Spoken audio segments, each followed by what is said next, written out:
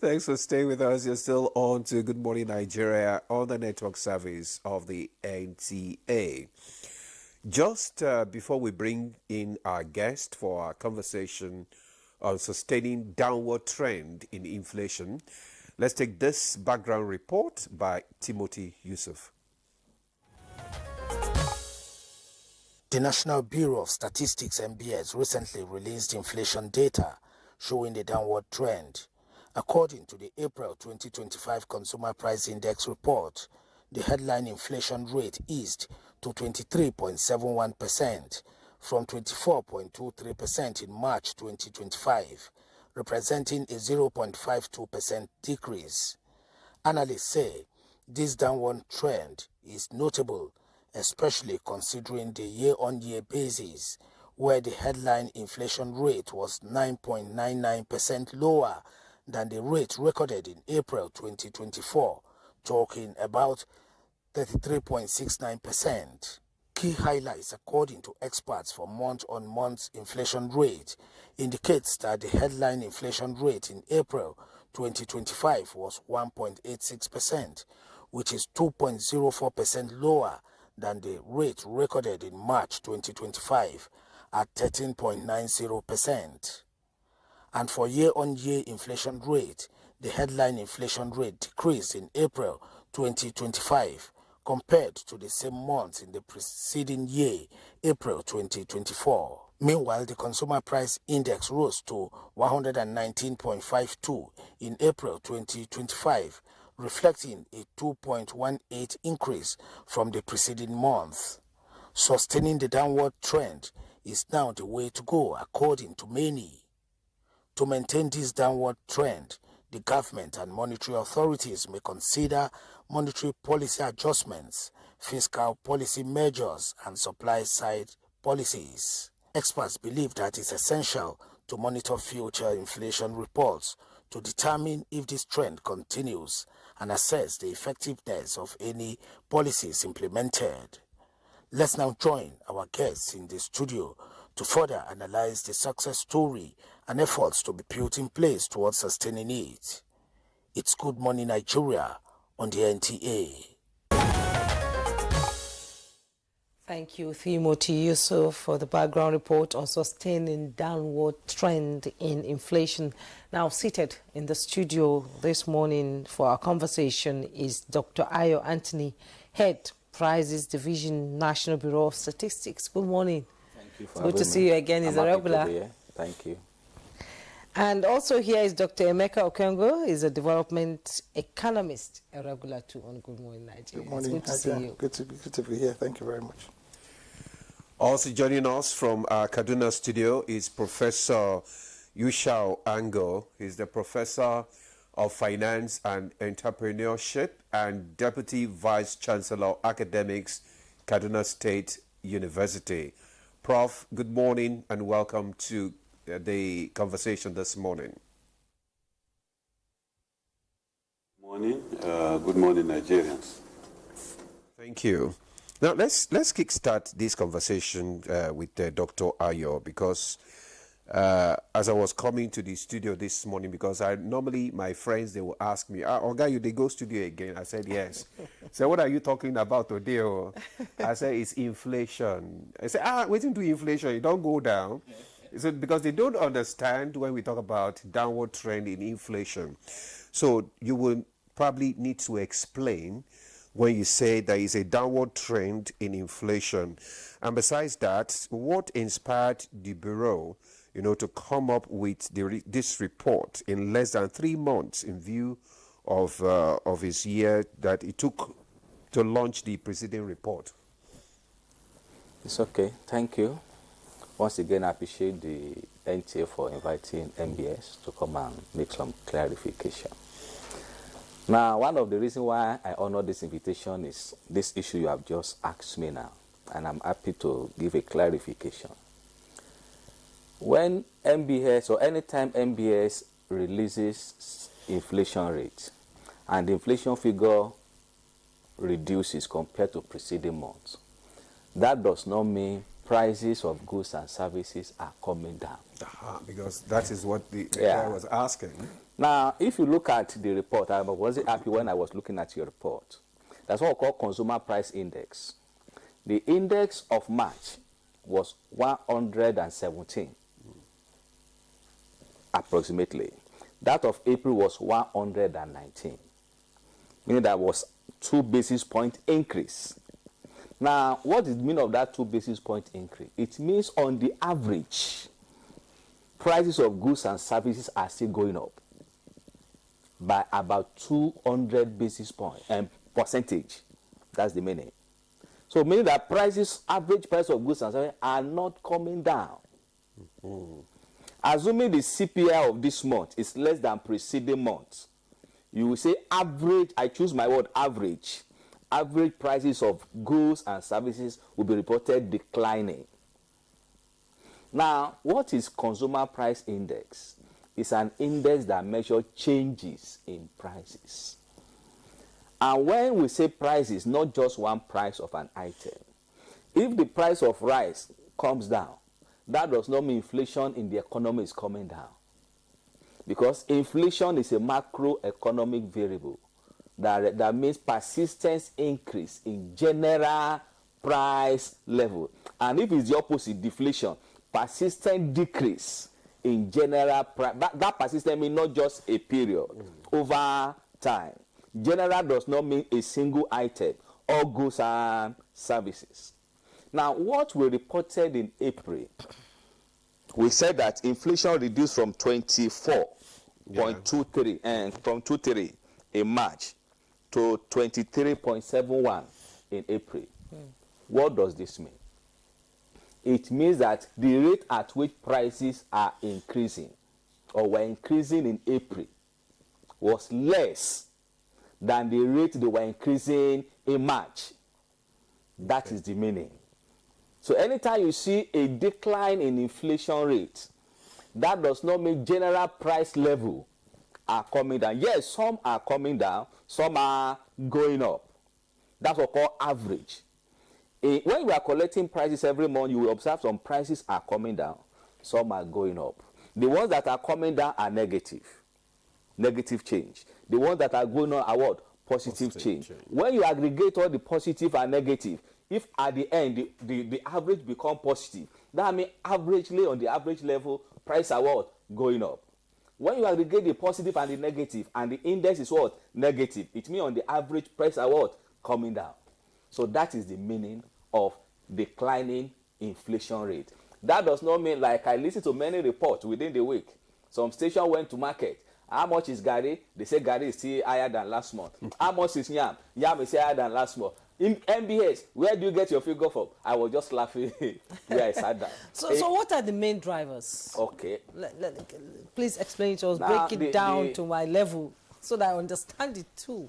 Okay. The main driver of the decline. Yes. Now, mind you, I said decline does not mean average prices are coming down. The rate at which they increase in April was less than the rate at which they were increasing in March. Okay. Now, what led, or what are the factors that were responsible for the declining in the increased rate of prices? Now, that's what I call weight. I've said it the last time I came here. Weight means relative expenditure. The value people place on item.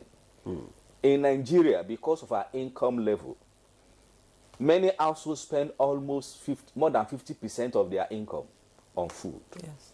So meaning that whatever happened to food has a greater multiplier effect on the consumer price index. So if you look at our report, it's mainly food items that the rate at which they were increasing in April was fully less than the rates of increment in March. Like rice, like beans, like corn flour, and many others in the report. Okay, Dr. Emeka, thank you, Dr. Ayo, for at least giving us a better clarification there and giving us a better understanding of what you mean by a downward trend in inflation. Let's bring Dr. Emeka Okungu into this conversation. From your assessment, does this report reflect the true inflation decline, especially just like you said, and people are saying in food commodities? Okay, maybe I should just leave out with the technical details. And then let's look at the facts as they are in themselves. We're just talking about only one thing here. Okay, products, supply, demand. That's what it is. Okay, if you sum up everything that Dr. Ayo has said, it's about three things. One, availability and sustainability. Okay, that now drives pricing and demand against supply. So that's what this is all about.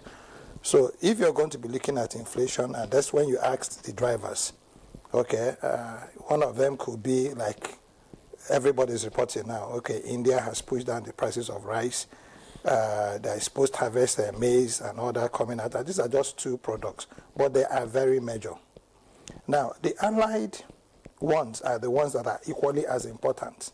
Okay, your tomatoes, your peppers, your whatever it that makes up this your food, basket and food budget. So for me, we can talk about the science of inflation and then get either educated or more confused as we're getting educated, with Dr. Ayo's explanation. It's all about the science, okay? It's all about the technicalities of being able to now aggregate, okay, your expenditure pattern vis-a-vis your demand and supplies. Okay. So I would rather, as probably a development person, focus on those things that can be able to stabilize it. And this will now be for us to not look at this as season, based production, because every time you have these drivers, okay, they are usually where you have, a lot of goods coming into the market. And then after some time, it gets off-season. So I think the greater challenge we have as a country is that we are fixed on this season, and we should be able to move away from season and then start approaching cycle. Now, what does this mean?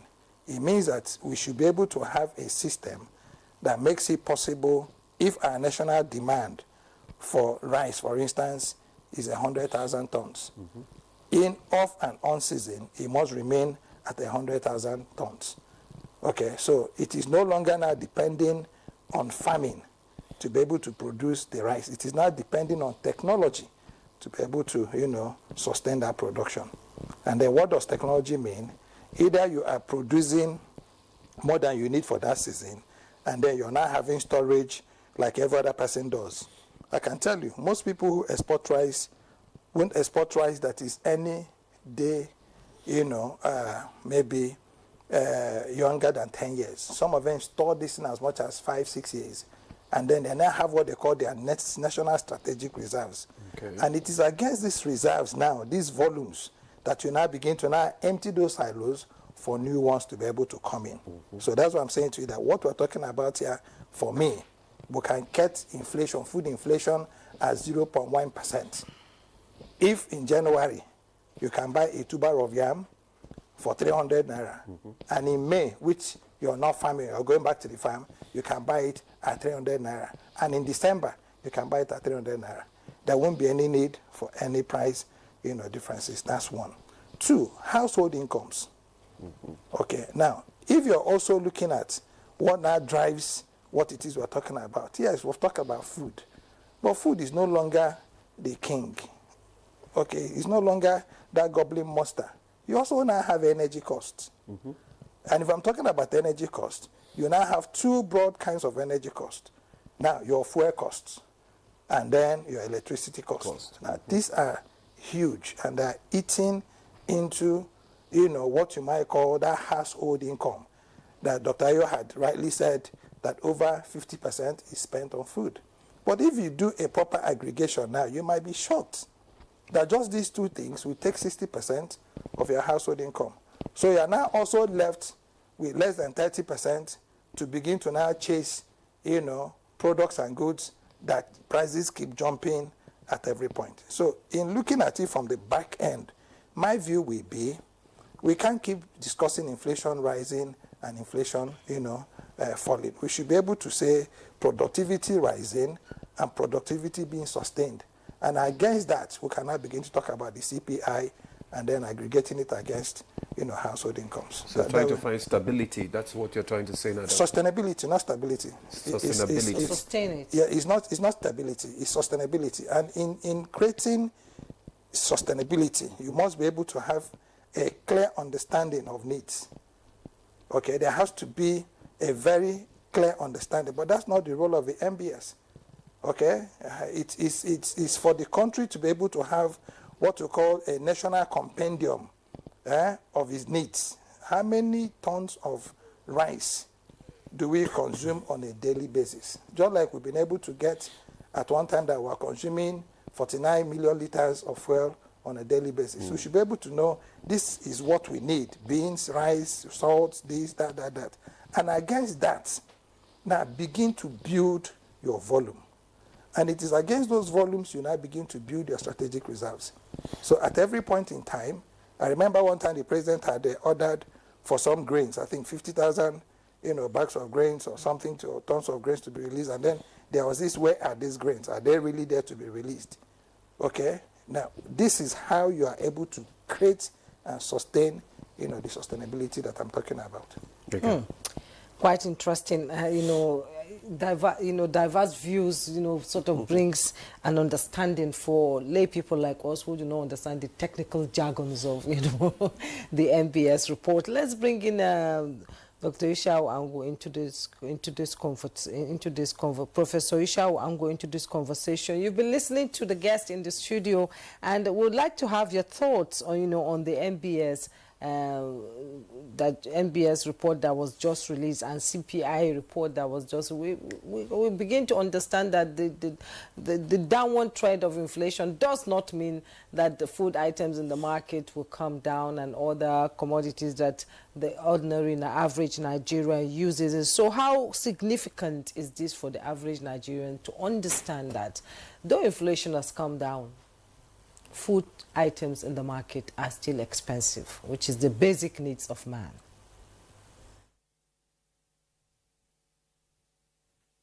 Is the reliability, obviously, of these reports, CPI and among others that are coming out from the National Bureau of Statistics. In some years back, the tendency is to say that data released or seen or released by Nigerian authorities were not reliable. But I think as we are observing of recent, these data are reliable and they are corroborated by other international agencies and bodies. Having said this, for me, I believe it's a reality because, again, they are looking at a basket of products, They are looking at basket of products. They are looking at various strata in terms of locations also. And therefore, what matters is the aggregate over a period.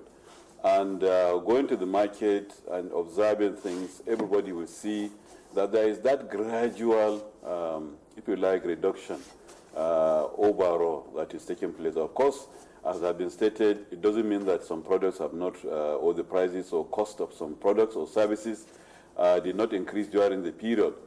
But nonetheless, there is still, we're far from El Dorado, because it's good, compared to last year, where by this time last year we were talking about 34%. There is significant increase. If you look at it month on month, of course, it's an increase. But compared to last year, it's a significant increase. However, to me, especially considering the fact that the food aspect and agricultural aspect of it contributes significantly to this because, like Dr. Ekongu said, over 60% of income, I don't know whether it's even 60%, maybe a lot more, is actually on food related. And you can see the contribution of food also to the index. But I can say that a lot has happened in the last 1 year that probably tried to cushion the effect of inflation, especially on food and food-related items.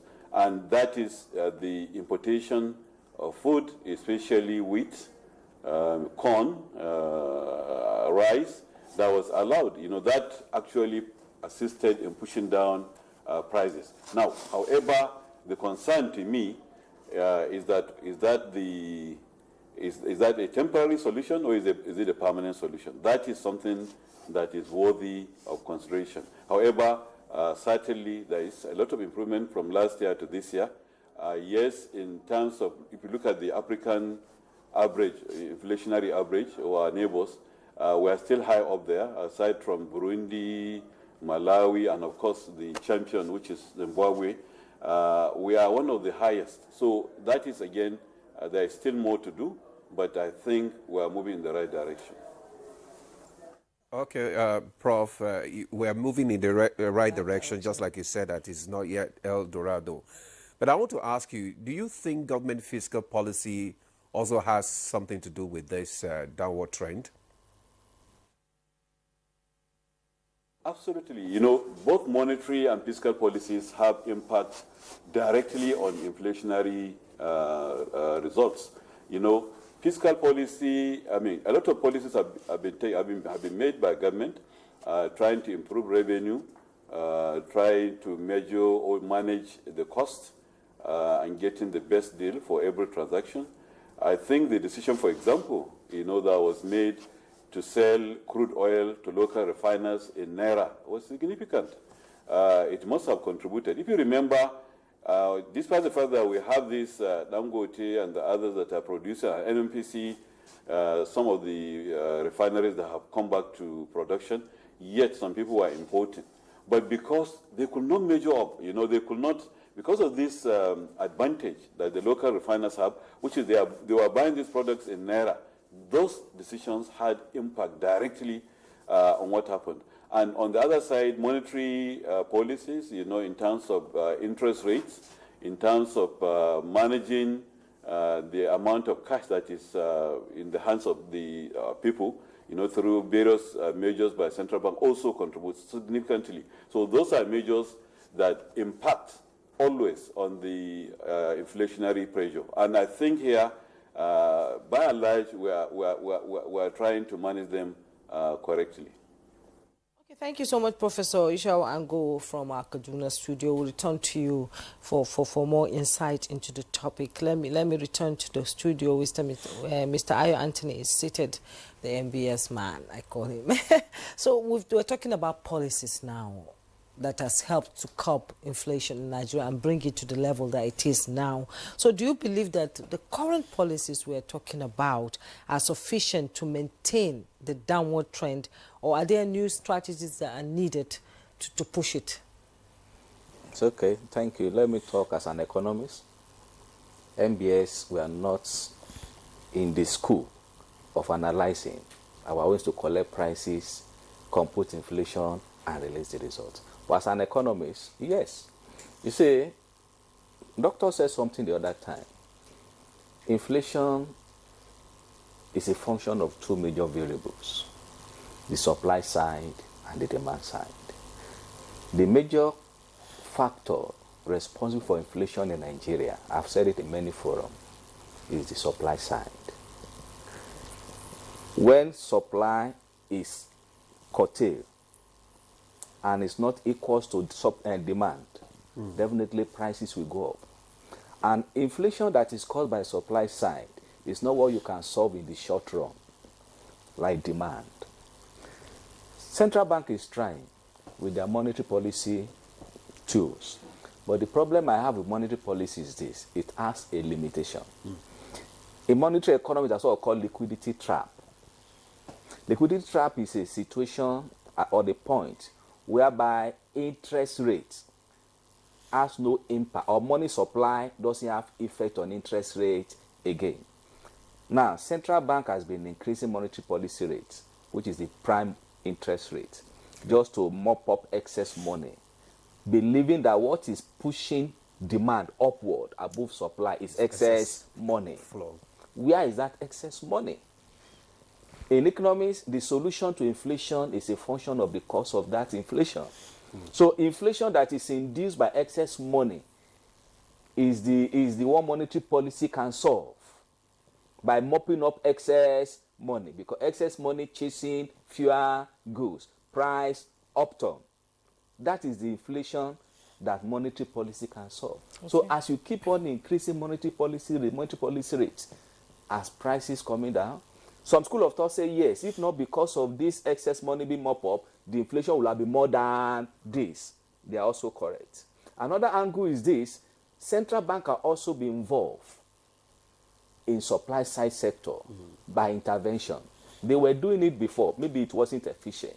When you give credit facility at a concessionary rate to farmer, to supplier, definitely you are boosting what? Supply. But the demand side issue we are focusing on, let's collect money from the people, let's mop up money, that may not be a solution to the current inflation in Nigeria. So what sector of the economy is more vulnerable to this inflationary trend? All sectors, but when you say which sector, definitely agricultural sector, because of the magnitude of the amount of people spend on food. If we focus more strategy on agriculture to boost supply of food, definitely you will see a drastic reduction in inflation. Another angle is the exchange rate. There is nothing produced in Nigeria today based on our production system that has nothing to do with exchange rates.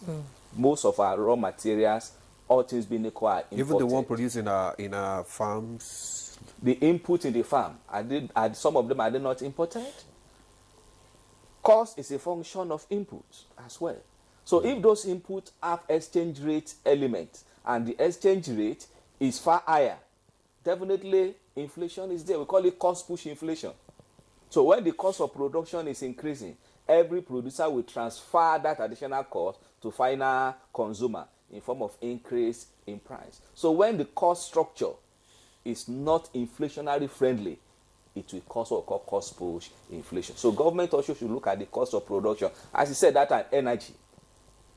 If you look at our reports this April and our special indices, if people don't pay attention to that, MBS, after rebasing, we started computing 3 special indices: energy inflation, goods inflation, services inflation, and imported goods inflation. It's very, very important. In this, when you say services inflation, does it include rents and all that? Yes, services are non-tangible goods. Okay. Aggregation of all, like consultancy, medical services, teaching, they are all services. Okay. If you go to that report, service also is increasing. The inflation rate of service of this month is higher than last month. Yes. Another one there is energy, which is the greatest. Energy inflation in Nigeria is on the high side. Band A, band B. Thank you very much. It's on the high side.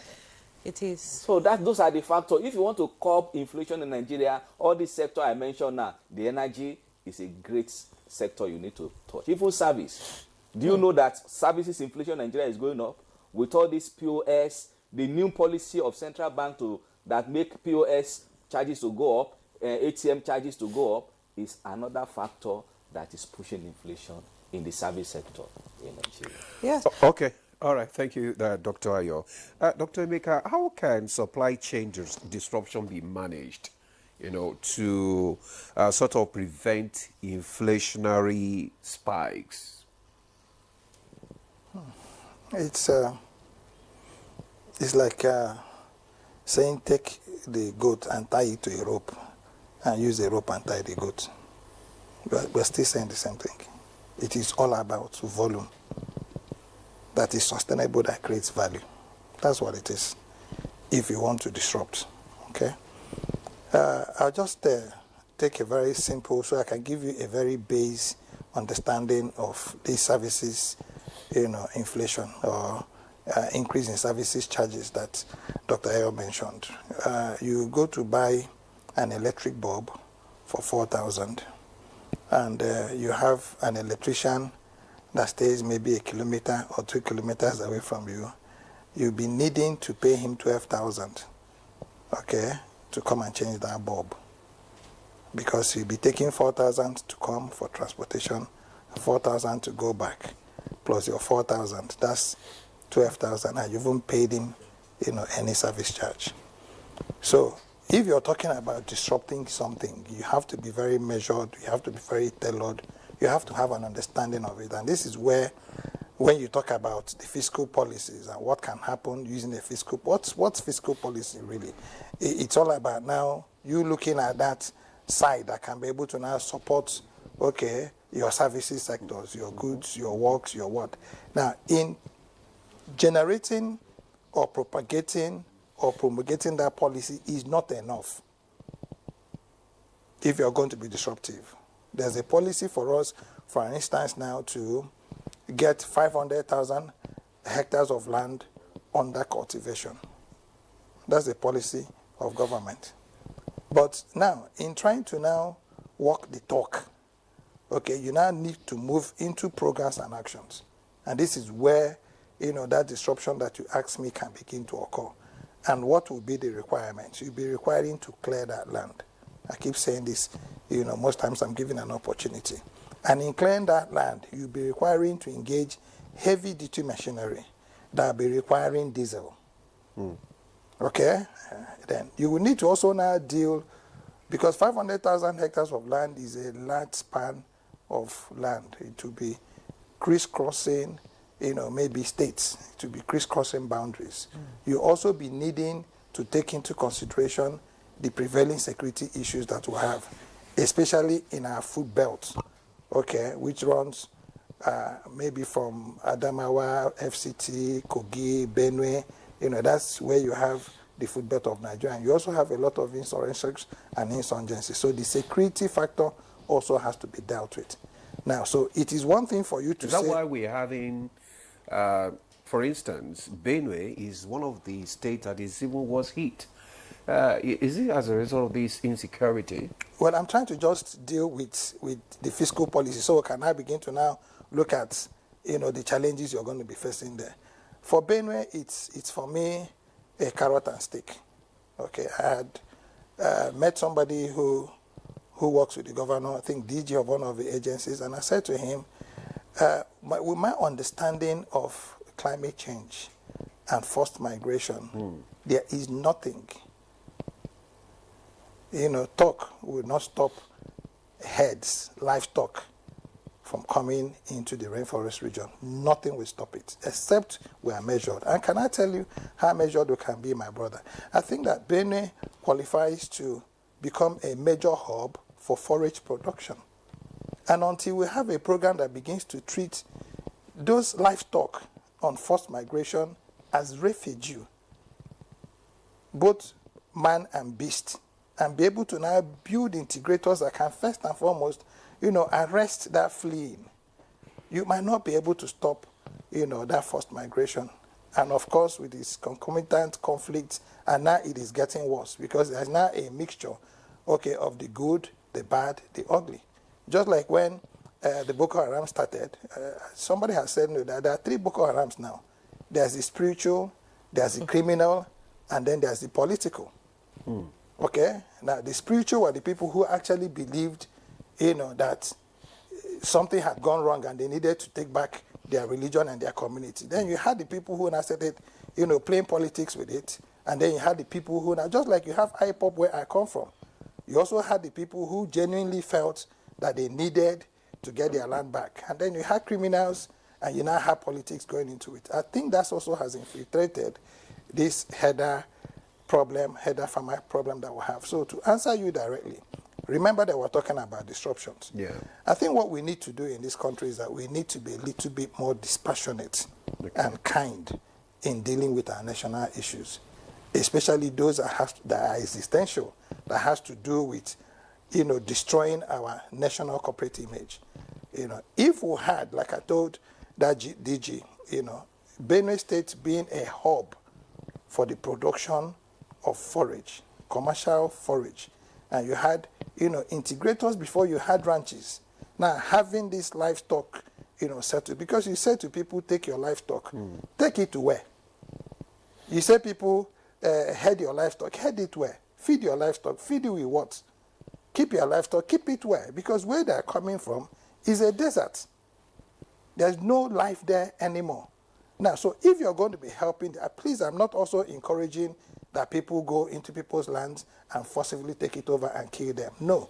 But I'm saying that there has to be some deep dive thinking that goes into resolving some of this. Because if you don't... Yeah, that's why we have this livestock ministry now. Well, you can The have... grazing reserves have been, you know... Yeah. These are all the mistakes. You see, the grazing reserves don't grow grass overnight.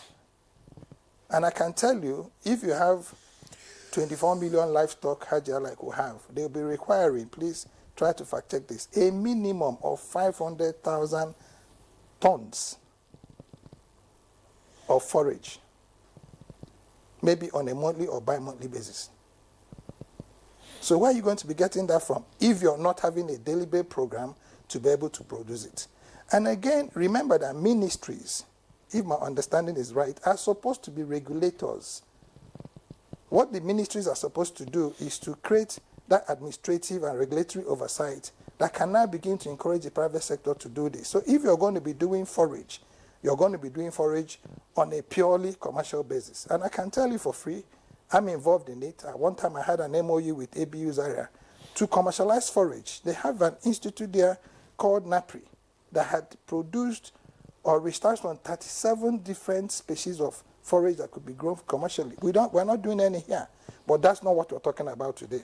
We're talking about disruptions, okay, and policies. So if you don't have that bulk, if you don't have that bulge, and let me also digress a little, cassava.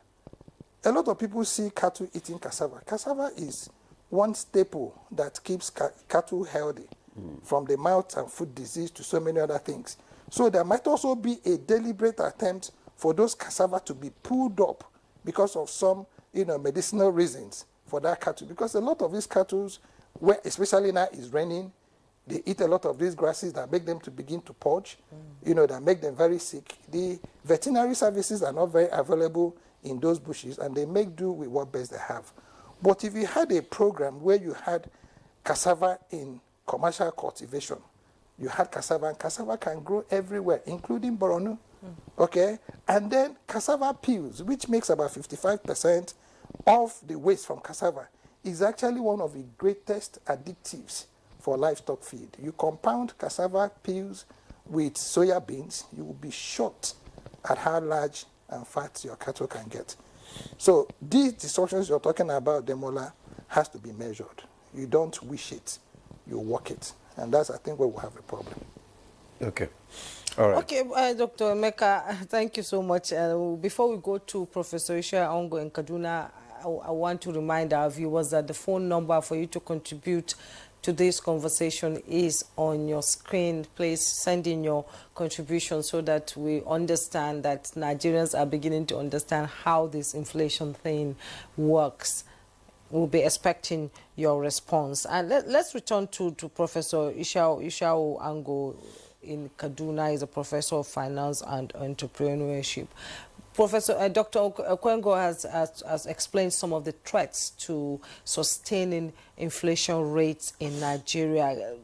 Let's get your views on that. And how does insecurity in the agricultural sector affect inflation control efforts by government? Because inflation is coming down, yes, but food is still high, and we all know that insecurity plays a huge role. The hydra-headed insecurity problem we have in this country is playing a huge role, in making sure that Nigerians don't get food the way they used to get it before, and the prices of food can't come down because availability is scarce.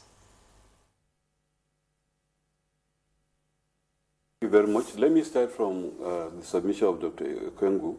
I believe, like he said, whatever we want to do in this country, we need to give a deep thought, to every process. A lot of processes, one is affecting the other, it's a flow. And the issue of climate change and the repercussions of that are evident everywhere, in every sector, but particularly in the agricultural sector, and particularly in cattle production and other, if you like, livestock production sectors. So basically, those are issues requiring deep analysis and concerns, and they do not require that political actors just come out and say or make enactments, and without consideration of the reality on ground. Whatever it is continuous crisis, and one crisis breeding another crisis, rather than solving the real problem. I think that is one. Two, the issue of security, yes, it has impacted and it still impacts on the prices of food commodities everywhere. We have seen places in Zamfara, in Katsina, in parts of Kaduna and Niger probably where not only have farmers planted some things, but they were not able to harvest them. So basically, those whatever they have produced has gone to nothing. I mean, have become useless because they could not harvest. In some places, you have to negotiate with the bandits, and pay something, to enable you go and collect. Some days back, about a month ago, I was opportune to travel along Birnungwari Kaduna Road, and because the road is now better, as in people can travel and you can move around, and I saw vast expanse of lands that are not being cultivated at all. Why? Because people were afraid, of what would be the repercussions. So certainly a major component of security and especially inflationary pressures on food will be if there is increased security. And I also watched a video just yesterday about the market in Birnungwari. Now that the market is coming back, and the vehicles that are living there with foodstuffs and all that. So that is an indication that security and food availability and lower food prices are connected one with the other. So the more we ensure and guarantee security for the farmers, then naturally will be the lower the prices of foodstuff. And then, of course, food being one of the major components or contributors to this inflation, I think, again, that will reduce the aggregate inflation overall. Okay, Prof. Thank you. Just let us just take one or two of the responses that have come in. Maybe you have to respond to it. It says, good morning. I am Abbas Abubakar Sahad from Jalingo, Taraba State. Honestly, people are still struggling with high prices and the rising cost of living. You can only truly understand this if you regularly go to the market to make purchases. Forget about what you read in newspaper or see on social media. The government needs to take action to protect vulnerable citizens. Do you have any? Yeah, I have questions. It said, good morning to the lady and gentlemen in the studio. I want to ask your guest in the studio, what are the main causes of inflation in a country? That's the first question. The second question he has is, say, can allowing the importation of essential commodities and other items into the country cause inflation? Thank you, from Alhaji Garko from Cairo site here in Abuja. Mr. Anthony. Okay, thank you. Let's begin with you.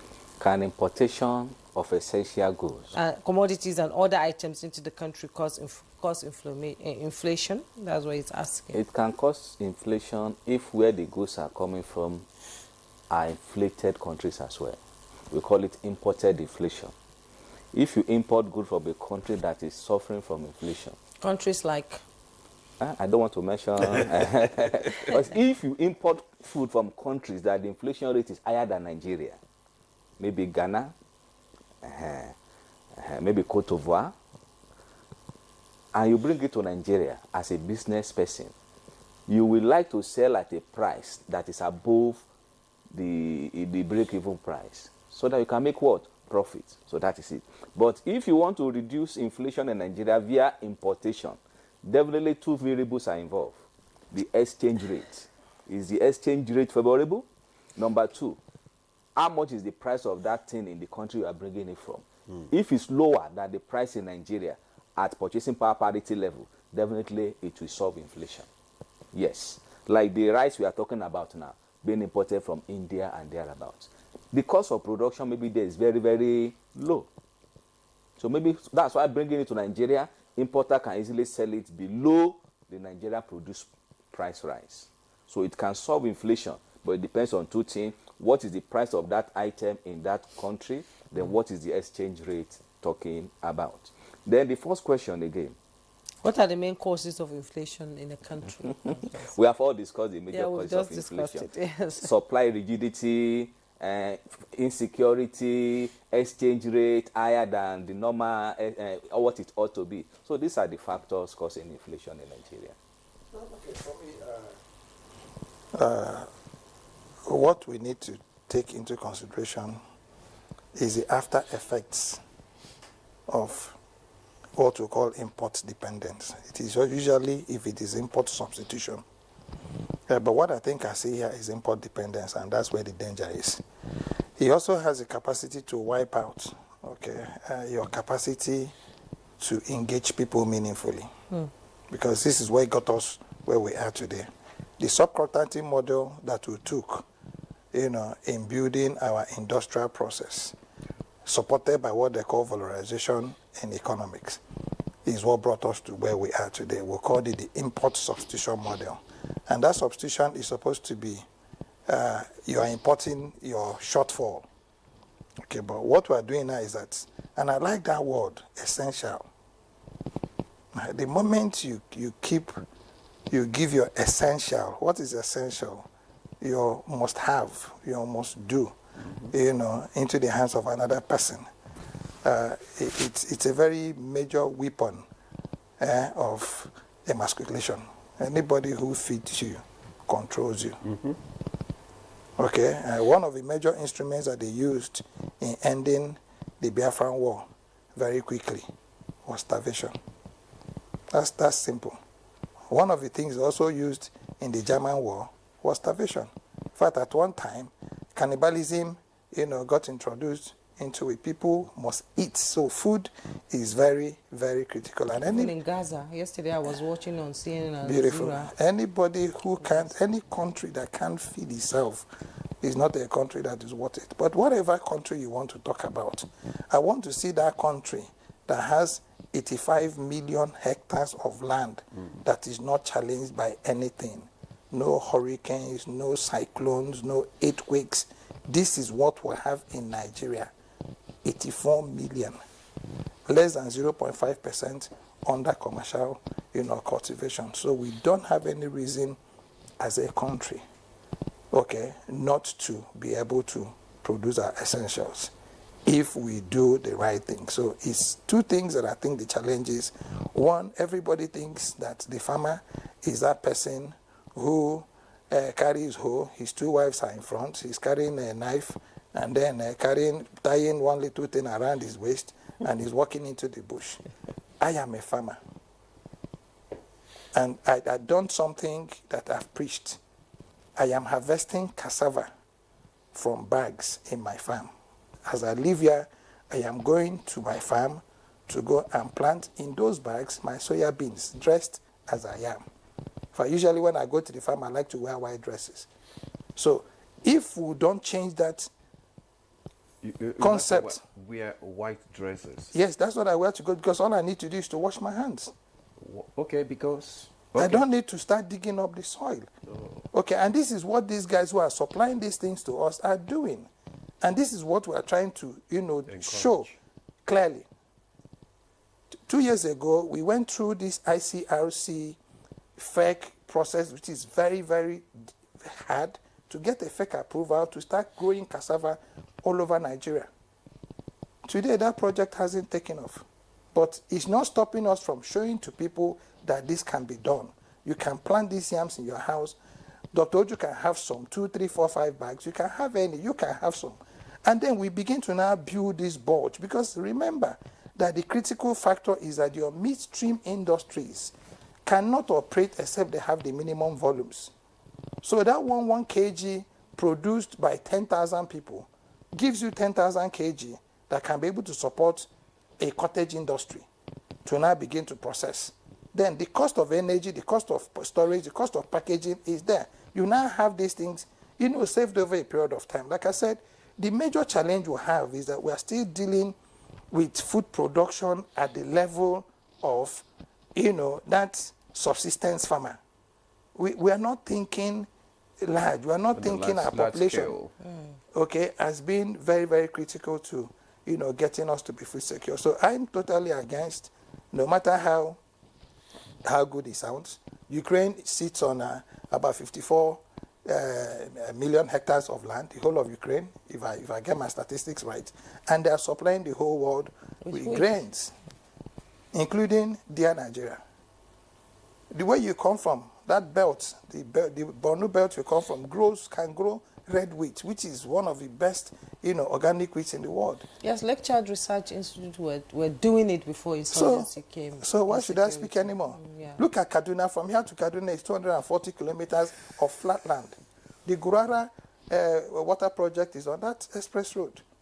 So that means we can have those 200 hectares of land at both sides of the road in cultivation. So we need to do some deep thinking. Okay, we need to do some deep thinking. Okay, Dr. Kengu, thank you very much for your contribution there. We'll call for a break now. We're still discussing sustaining the downward trend of inflation, and we want to encourage our viewers to send your suggestions, send your questions to us on the number displayed on your screen. We'll take a break. The conversation continues after. Stay with us. Welcome back, and you're still watching Good Morning Nigeria. And just a reminder, please send in your views to join the conversation, and let's get the fact that you understand what we are discussing. And the number that you send SMS to WhatsApp only, no calls please, is 081 69 688 126. I'll take it again, 081 69 688 126. Let's get your views. Now let's go to our Kaduna studio where Professor Ishao Ango is seated, and as the program begins to wind down, I would like you to talk about, as a financial analyst, expert, what structural reforms are essential to permanently control inflation in Nigeria? Maybe not permanently, but to constantly sustain it. What structural reforms do we need to do that? I will attempt to marry this with the questions previously asked, and especially the contributions of Dr. Ekwengu. Maybe there are two farmers here. I'm a farmer too, so I believe we have something to contribute on this regard. Now, the aspect about part of the reason why we have this lower compared to last year's inflation, I said it earlier, was because of the importation. There was a window created which said they were going to allow for 150 days of importation, of certain essential goods and services. I mean, goods actually, and especially foodstuffs. And that was done. And I think to some extent, it was abused somewhat. It reduced the prices, quite all right. But the tendency is that it is now going to harm, and in fact, it has done some harm to the future production of some of these commodities. Like I said, I come from a zone that is very active in production of corn, maize, and other things, and rice. I see this year, farmers are not going into that. Most farmers are avoiding that. Why? Because these things were dumped. If you remember, there was discussion about imported inflation by Dr. Ola. Now, in our own case, it's dumping that is taking place, more or less, goods that are produced at lower prices in certain climes, in India, in Thailand, for example, rice. Now, they were subsidized. Now, are being imported into Nigeria. Farmers in Nigeria are not in any way subsidized because of advices, again, of various multinational agencies. So, in the process, what has happened is that farmers now have goods that they could not sell because the market will not take it. So, while we have really solved a problem in the short term, we have created a larger problem in the long term. So, what we need to do, coming back to your question, is that if agricultural aspect of it is a major component of inflation, then what we need to do is to ensure that we provide support to farmers. We provide inputs, if you like, rather than, doing anything, let's subsidize the prices of these inputs. The cost of fertilizer today is about 50,000 naira. The cost of a bag of maize is about 40,000 naira. So you can imagine what that means, you know. I mean, what is the motivation for a farmer to want to go and produce maize? So are we now going to say that we want to be dependent on other people to feed us? We have succeeded in the last few years, during the last administration, in reversing our dependence on rice, which is the major staple in Nigeria, to the extent that virtually 90% or 90-something% of all the rice we were consuming were produced locally. So what we need to do is to have long-term solutions, like the decision or the position of government to say local refiners should be buying crude oil in Naira was a very good one. So the same way, what we need to do is to encourage agriculture to ensure that we feed ourselves. Whatever we need to do to support these farmers, to ensure the real farmers, not the political farmers, get the support, we need to do it. I remember growing up as a child that in my village there were some agri experts who were operating and providing some kind of services to farmers, guiding farmers. These people are no longer there. They are not there. Researches have been done in universities that are not being implemented at the local level. You know, the farmers don't have the best of these researches. Even the seed companies we have, for example, who are producing some of these inputs, there is no standard. Even though we have bodies, we have regulators who are supposed to ensure that this is done, this has not been done. So I think in the long run, that is one of the things that need to be done. Another thing that we need to do, of course, in taming inflation, is to ensure that when we're introducing what we call reforms in the economy, we don't bring them in quick succession, and each of them is an increase. You know, when, for example, the exchange rate was matched, it brought an increase. Subsidy was removed, it brought an increase. When the issue of revision of prices of power, energy, came in, it was another increase. Then again, the service providers in terms of telephone operators and all that also increased. You know, so many things came in, and I think that is what caused the inflation to be high, especially up to last year. So what we need is some stability. We need to be consistent, and we need to take advantage of the African Free Trade Agreement. And to do that, our inflationary rate must somehow be managed such that it is not too high compared to our neighbors. Inflation rate today in Benin, in Cameroon, in Niger is less than 1%. I mean, that was what I checked just last night. So, and if we are at 23% and it's still better than last year, I think we need to do a lot more. And most importantly, our body language, the body language of government and the body language of regulators should be that of stability and stabilization. And I think if we do that, that will be a long way to ensure that probably we tame this problem. Thank you. Thank you very much, Prof. I still want to stay with you because I have a question that I want you to also respond to.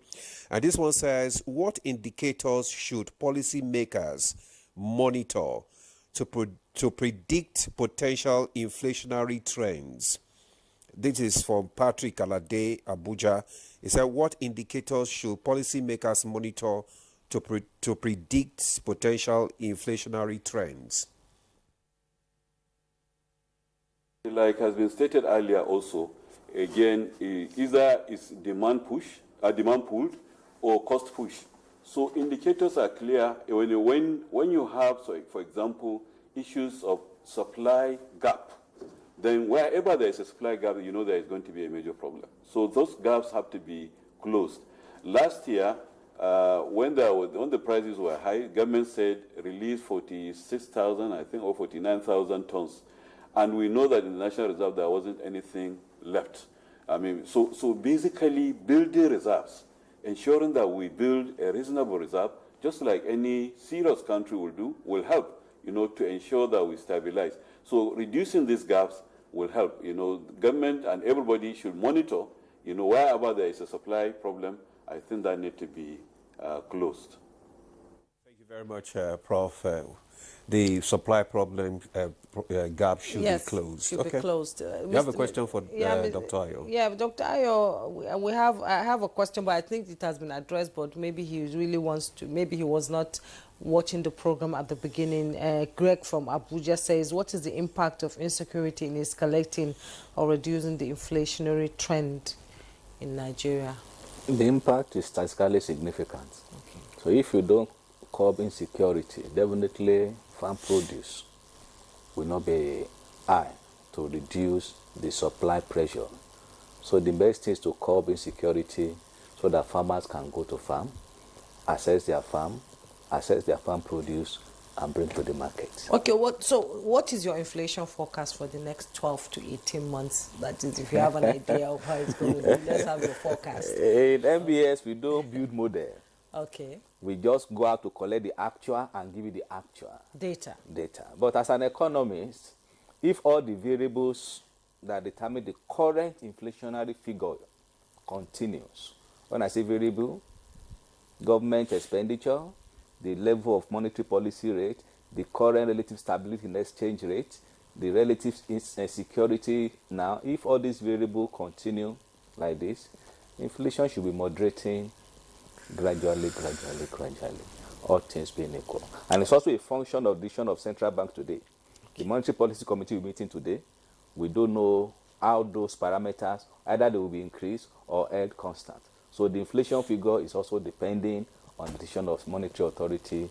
On the basis points that will come out of the meeting? Yes. All right. Okay. Dr. Okengo, I have this question from Yusuf Abdul from Zaria. It says, significant amount of agricultural produce are lost to waste. Is it so difficult for government at all levels to support food storage and preservation through SMEs, especially for perishable food items like fruits and vegetables? Well, unfortunately, that's really not the business of government, as it were. Where government comes into that is to produce or provide that enabling environment.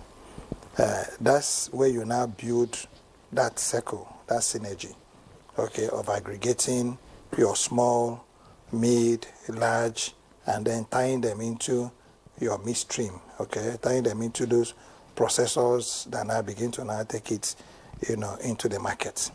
And this is where after should come. Now, how government can encourage this to happen, Yusuf, is for them to reintroduce, whatever it is they call it, some support systems or support mechanisms, for this to happen. Call it subsidy, call it under recovery, call it grants, but it wouldn't be a loan. Because the moment you make it a loan, then the challenge is how do you pay back this money. But if it is something that you need to support and it's called patient capital, all right, when you introduce this patient capital, it now helps you to be able to now build, this structure, this pyramid, so that the people at that base who are contributing the 1 kg to 2 kg are captured. Those that can take it to 10 kg are captured. Just like in the days you had the marketing boards or the produce agents. It was something, similar. So it can be done, but it's not just going to be done by government at all levels. It is going to be supported by government at all levels and be done by the private sector. But again, I think it's important, maybe at this juncture, we also talk about this continuity in government policies, because it's another thing, we seem to be glancing over. We are dealing with the Nigerian government, okay, maybe what we call the Tinubu administration. But what might happen might be the Tinubu style of governance. Nothing has changed in our legal frameworks of how government business is conducted.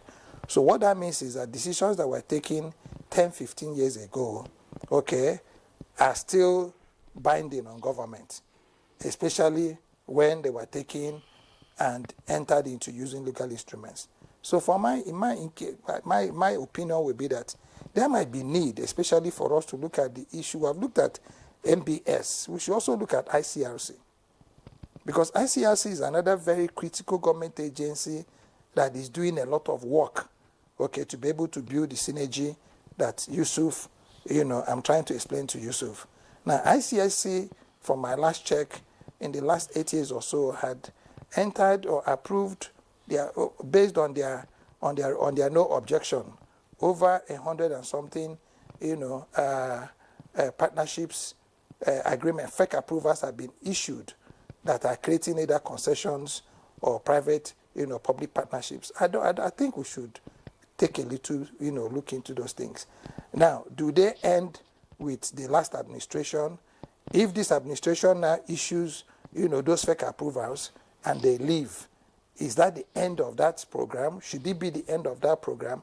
And if the answer is no, what role does ICRC play in ensuring that wherever they have a no objection, that no objection is followed through? How are they able to take it to the next administration?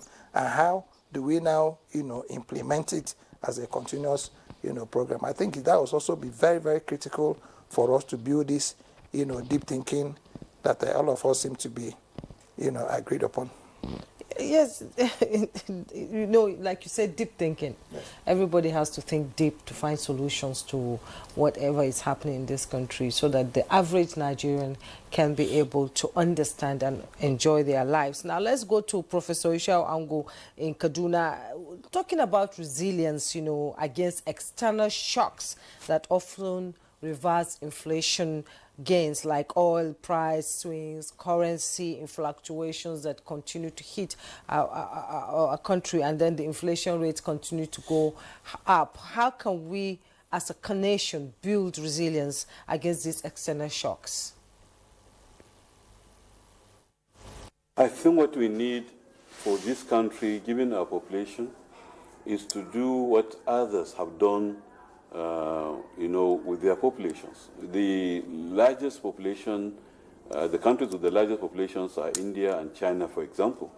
And remember this Malthusian theory in economics, which seems to say that when you have so much population, it tends to be a negative thing. But some of these countries are turning it into something else. They are using their population to an advantage. And I think we have that vantage position, considering our position as the largest population in Africa, and perhaps also the largest black nation in the world. Given our resource base, given our landmass, given everything we have, what we need is to think and prepare ourselves not just for one regime. Prepare ourselves to be the manufacturing hub, for example, of West Africa, of Africa, just like China became, and just like India is becoming an ICT, hub globally, and the best probably in that regard. I mean, we can also be. So, because Nigerians are excelling everywhere, we need to think strategically. We need to insulate ourselves in a way that, for certain things, we can dominate. We can truly dominate the African continent to begin with. I think that's where to start. And we have to, first of all, even look at our own market and try to satisfy our own market, as we are also exporting and taking advantage of the African free trade arrangement. So I think that is where it is. It is something beyond just one regime, and it's not just a matter of this president is doing that, when the next president comes, you condemn whatever the other person has done. Let us plan that way. And I think one major way we can do that is to ensure that our infrastructure, we get it right. And I think that is where we're failing, especially with energy infrastructure. So it's a lot of work, and I hope that we can do a giant leap, in that regard, and then be a major producer, a major manufacturer for the African market to begin with. Thank you very much, Prof, for your parting shots there. We need to think strategically. Finally, let's just bring in Dr. Ayo. Maybe you just respond to this in just 1 minute. This one says, why are policymakers not adopting the methodology of value engineering?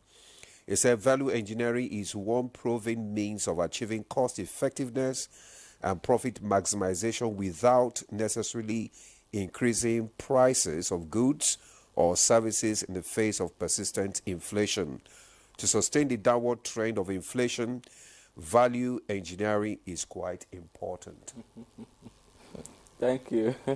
You see, prices in an economy is a function of cost. And if cost is not curtailed deliberately via government policy, like the issue of subsidy, concessionary loan, all these things are measures that government can use to reduce cost of production. Okay. If these measures are not put in place deliberately and cost of production is allowed to keep on going up, prices must adjust simultaneously to increase in cost of production, because profit orientation cannot be put down for private sector, which is their main objective. Okay, final thoughts. Well, I think Dr. Joe has said it all. We and Prof had capped it by saying that what we require is some deep thinking. What our nation requires right now is for us to all climb out of the box and then begin to do things a little differently. A lot of synergies has to be built now. A lot of handshakes have to be introduced, especially, between donor agencies, the private sector, the subnationals, and then the national government. Nigeria has to be thought as a whole. We must create that national volume that we all now need to begin to work towards to achieve and then to sustain. It's all about collective efforts. Dr. Emeka Okengo, development expert, as always a delight to have you in the studio. Pleasure. It's an honor Thank you to be so here. much for coming. Dr. Ayo Anthony, Head, Prices Division, National Bureau of Statistics. We hope to get better inflation rates by next month, I hope. Hopefully. Thank you for having me. And from our guest in our Kaduna studio, Professor Ishao Angu, Professor of Finance and Entrepreneurship and Deputy Vice Chancellor Academics, Kaduna State University. Thank you so much, as usual, for your insight into the topic we just discussed. Thank you. We appreciate you as always. Thank you very much. It's my pleasure. Thank you very much. And that's Good Morning Nigeria for today. Thanks.